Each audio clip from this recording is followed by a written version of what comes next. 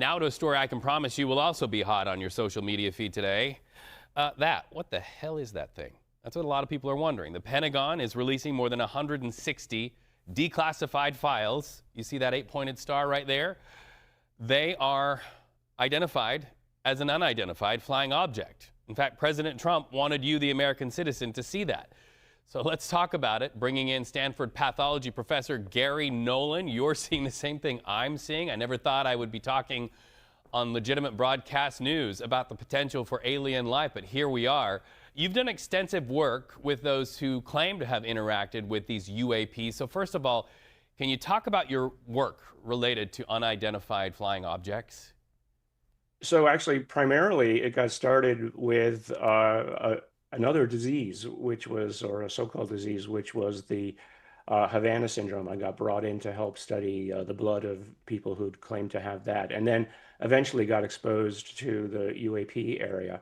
And I think what's been happening is that there's lots of people say there's no evidence. There's plenty of evidence. Evidence is just data. Evidence is not proof of something. But the evidence, like what you've just shown there, is pretty extraordinary. I don't know what that is. I have never seen that before, and I've seen a lot of things behind the scenes. So what it does is it opens, I think, the imagination for people to say, okay, well, the data is real. So now that we believe that the data is real, now anybody can come up with hypotheses about what the evidence means. Just like evidence is not proof in court, evidence is just, we believe that this data is real. I'm from part of the United States where known as Skinwalker Ranch. I don't know if you are aware of that. Oh, I'm very well aware of it. Yeah. So that's my hometown. So I grew up hearing about UFOs all the time and talking to people who genuinely felt like not only had they seen them, but also had some impacts because they had seen them. You've tracked some of the impacts. Do you know of any impacts or changes to those who have claimed to actually seen or interacted with any of these things? Well, all the people that I've worked with on this, at least let's say the lay public, they're stunned of what it is that they've seen, and they know what they've seen wasn't reasonable. It's not a distant moving star. They've seen things up close. Now, these are, in scientific terms, anecdotes, but you have to ask the question: how many anecdotes eventually make a fact, right? What's the statistics around how many of these things make a fact? But they're ridiculed by family. They're ridiculed by the public. They're ridiculed by the intelligence agencies. To what end? I mean, from a scientific point of view, it should be allowable to ask questions. Humanity hasn't advanced by not asking questions. So taking something off the table that could be one of the most significant reimagining of where we sit in the universe is unreasonable to me. And when I started a foundation called the Soul Foundation with David Grush and Peter Skafish.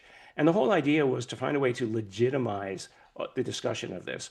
And the most common feedback I got from people was, oh my God, thank you for allowing me to talk about this with other people who have also seen this thing. So I'm not crazy. And they get to understand that there are many different versions of what is observation. This all comes back, though, from a scientific standpoint to different people have different standards for what it is that they will allow themselves to believe. My standard, at least from a scientific point of view, is can I do something that is reproducible enough that I can hand to another one of my scientific colleagues and they can reproduce it themselves? So I think what the Trump administration has done for people like this is given them a chance to feel like authority has finally admitted that maybe what they've seen was real. I mean, look at that thing in the background. 8-pointed star. What is that? I don't know. That's the most remarkable thing that I've seen since the so-called Tic Tacs. That's right. Well, and I would imagine that scientists and people who study these sort of things are looking for characteristics or connective tissue, things that show up frequently in these sightings. Are you seeing any connective tissue there that constitutes calling this a UAP or seeing things that keep them related? Well, certainly that's the most unusual one that I've seen, and I'm frankly happy that the Trump administration and the Secretary of War, Pete Hegseth, Tulsi Gabbard, and Kash Patel have all found the courage to let that that happened. There are many commonalities between what it is that people see. The fuzzy feels around the objects themselves that make them difficult to take a picture of. And what I see this as, the commonalities, is it's evidence perhaps of a propulsion, let's say. That's just a speculation.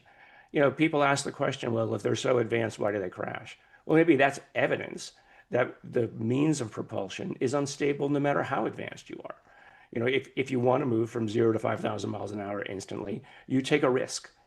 So, that's again just speculation. But once you start to collect enough data that you believe, then you can sit around the table with other like-minded individuals and come up with ideas, because ideas are the foundation then for somebody to say, okay, if they can do it, what can we do? Humanity saw birds fly. Let's figure out how we can fly. Fascinating conversation. Professor, please let our booking team know that I would like to talk to you offline about some of my history from the Skinwalker Ranch. I would love to hear about that. Yeah, let's have that I know all the conversation. guys on the ranch. All the guys. Well, you know the name Winterton then. Thank you so much, Professor. I hope to talk to you. Give me a call. Nice to talk to you. Okay.